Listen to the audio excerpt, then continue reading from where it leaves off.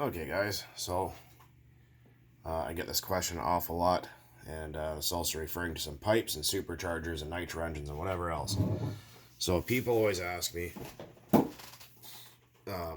what's the difference in tuned pipes? Well, we'll look at that right now, and there's just some other shit going on, but we're gonna look at that. So basically, as you know, and if you don't know, now you do. These nitro engines, which are just you saw that fall out, didn't you? Good, thanks for reminding me. Anyways, so these are just a two-stroke engine, which obviously if you look at something like this chainsaw top end, you get the same idea. You know what I mean? So with these, people often wonder, do pipes make a difference? Does it really make that much of a difference? Just versus having a little muffler versus having an actual tune pipe like this ERCM pipe right here. Does this actually make a difference? Yes, it does, and I'll explain why. So, let's get those fucking things. There's all kinds of, there's long ones, and length and all that kind of stuff does have a big part in how they perform. But basically how it works is when a two-stroke engine fires, the piston obviously is moving down, and it uncovers the exhaust port. And you have, let's move that, I'll just fucking do that. And so this is linked up right here, right? So this is your exhaust. So when the piston, when it comes down, it's firing. There's not just exhaust that leaves here. There's actually a sound wave, a shock wave that leaves the engine, right? And the reason why these pipes, just like on a two-stroke motocross bike, if you notice how they have that really funny looking exhaust where it kind of comes out of the engine small and goes real fat and small again, same idea here. So that shock wave, it expands out going this way, and then it turns around and comes back. And that also makes the engine run more efficiently on how fast the fuel air mixture, which is also leaving your exhaust port, comes back into the cylinder. If that makes sense. And things like header length will affect that. So, or how long the pipe is, how fat the pipe is, how skinny the pipe is. This right here, and the material of the pipe, this is made of stainless steel, this is made of aluminum. These are both going to resonate at different frequencies, and that's going to have an effect on how the engine performs, how the shock wave is returned back to the exhaust port, things like that. So, obviously RC manufacturers don't want to make their pipes all out of steel because A, it's heavy, and B, it's not as cost effective as just blowing one out of a piece of molded aluminum pipe, like something like that. And people think, that's one of them dual outlet pipes. And it sure is, but this, if you look at it, you'd think, oh, these are not anything close to being the same, and they're not. But the inside of this pipe here actually has this cone shape inside of it, so it's actually going to help to return that shock wave somewhat and actually make the engine a little bit more efficient. Just so happens that it has less back pressure because it has dual outputs. Now a lot of people think, oh, just grab a drill bit and just drill that stinger tip out a whole bunch. More open, more power, like if you cut the exhaust off a 350 Chevy. Well, the problem with that is two-stroke engines need back pressure, especially with these ones, because you got to remember they don't have a fuel pump. They rely on exhaust pressure for fuel pressure. So when you go hogging this hole out or running these dual exhausts, unless you really know how to tune for it, it'll cause them to run lean and have less power, less torque, and all sorts of other stuff. A lot of people don't really think about it, that when you start playing with header length, like see how long that corkscrewed that MIP header is, although they're cool and vintage, it's not really, they do kind of perform all right. They do make more bottom end torque, I notice, than top end, but when you start getting into playing with header length and how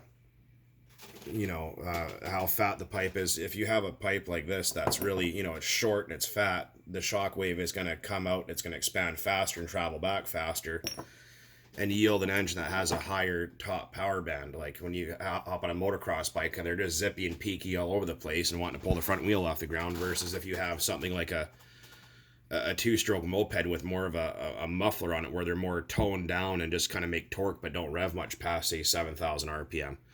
So how thin, like a thin long pipe, like something like that with a longer header, is going to make better bottom end torque and not so much up top end, where something that's short and fat like this, with a little tiny header on it, that shockwave is going to come back awful fast, and it's going to help, you know, get the thing up into the RPM band where you want it and make it blow its freaking brains out if you go too far. You know, really get it cooking. You know what I mean? And so that's it's just like I said, it's the same thing as a chainsaw top end, right? Or a dirt bike top end, where you have, you know, you have your exhaust port and you have your two transfer ports left and right. This is obviously a little different design, but they're both a two-stroke. So just taking off this big old muffler here, right? And you put something like a nice little, like a little, maybe like a little KTM 50 tune pipe on here, and you change your carburetor settings. Now, because it's not just blowing the impulse at the wall of the muffler and just kind of scrambling it. Sure, it's flowing, but it's not the most efficient way to make power with a two-stroke engine. Being the fact these glow engines are two-stroke. There is four strokes as well, like the airplane engines you guys have seen in my other videos. But pipe shape, header length, how fat it is, how long it is, all that kind of shit really does actually make a difference in how these little engines will perform. You know, rear port versus side port, you know, they're both going to perform a little differently, although both can perform almost as close to each other if they're the same displacement, the same amount of ports with the same pipe on them. They're going to both be a little bit different, but they're going to accomplish the same thing if you know what you're doing. And that's the reason why. And you see a lot of these other types of pipes, you probably can't really see down there, but, you know, there's a whole freaking corkscrew worth of little channels and stuff in here to kind of baffle them, and sometimes that makes them run worse, sometimes it helps them a little bit, sometimes it doesn't do anything at all. And the other thing I get a lot of questions is superchargers. Little Nitro RC superchargers. Do superchargers work on these engines? No, they don't. They do not. They do absolutely nothing besides make your wallet lighter, and by that I mean make you more broke than you were before you walked into the hobby shop. And I'll explain how they work.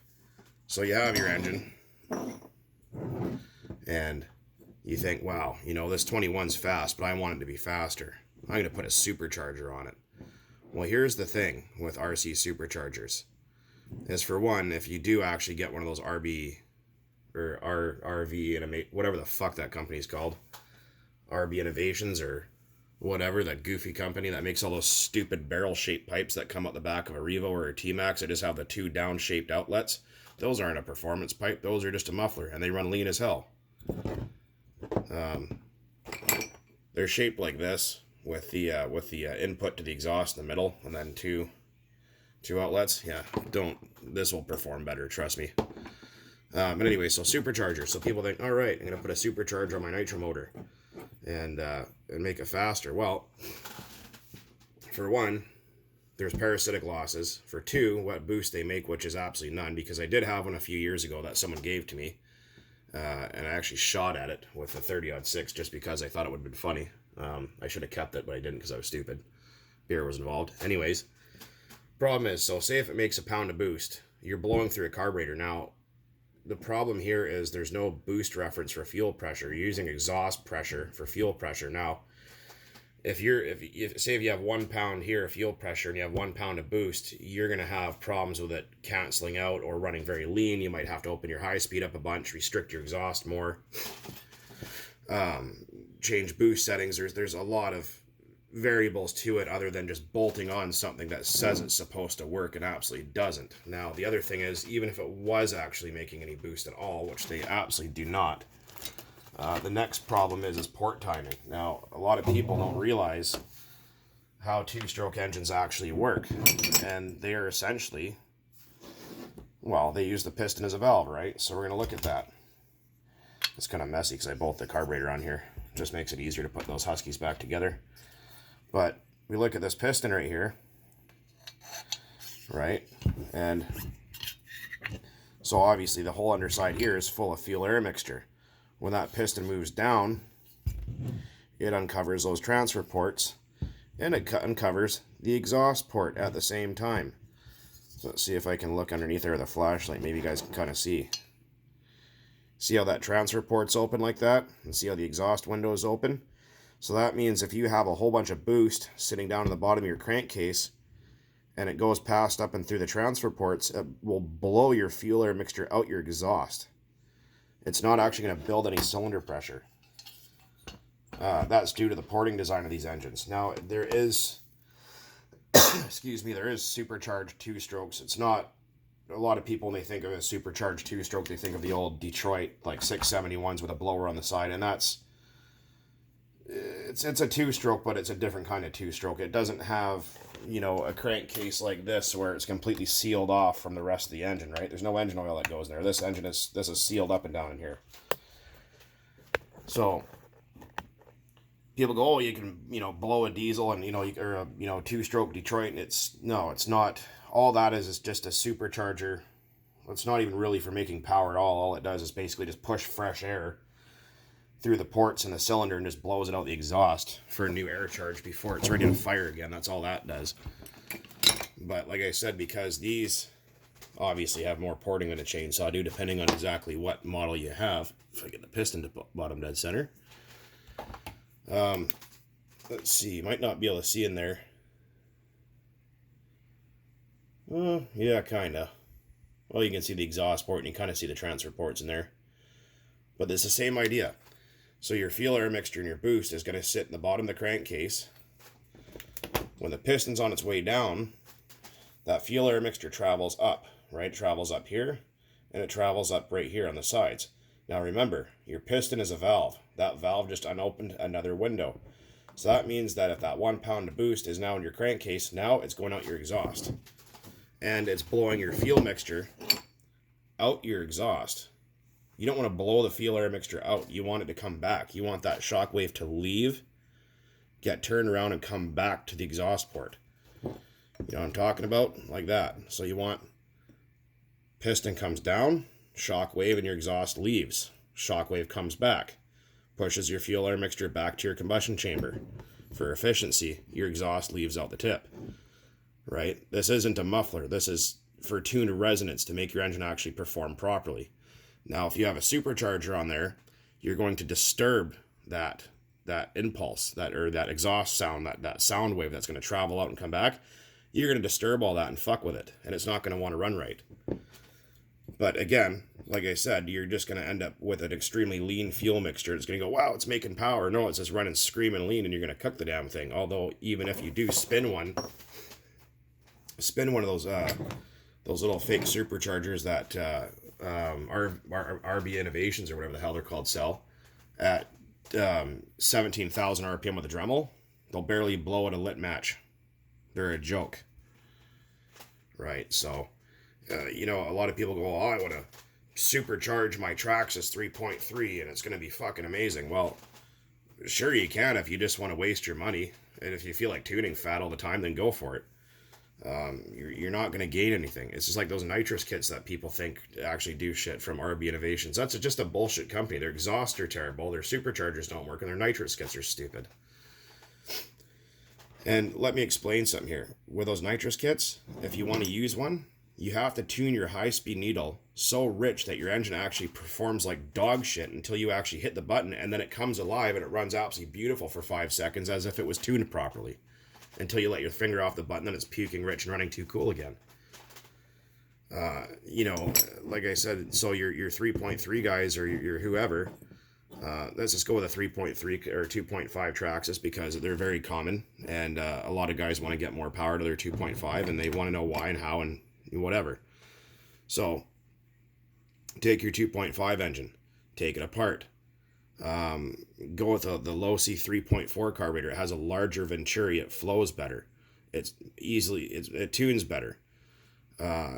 Take your 2.5 apart and put a 3.3 crank in it. It's actually lighter and it has a larger gas passage through the center. So a lighter crank, it's going to spin faster. There's less internal resistance, less rotational mass, things like that going on here now. And the fact that the port through the center is larger. The timing's the same. The crank timing's the same, but it's just going to flow a little bit better. It's going to help it up in the top RPMs better. And if you have one of those little plastic sausages, take it off and throw it in the garbage. Get a tuned pipe. Like, you know, I mean, not everyone and their dog has the kind of cash for something like this. I mean, these aren't cheap by any means, but I mean, if you really, really want the best and you really want performance, a pipe like this or a pipe like this is, by the way, this is not a max pipe. A lot of people keep asking about it. It's not a max pipe. It's actually for a speed diesel from Russia that I don't have the engine for.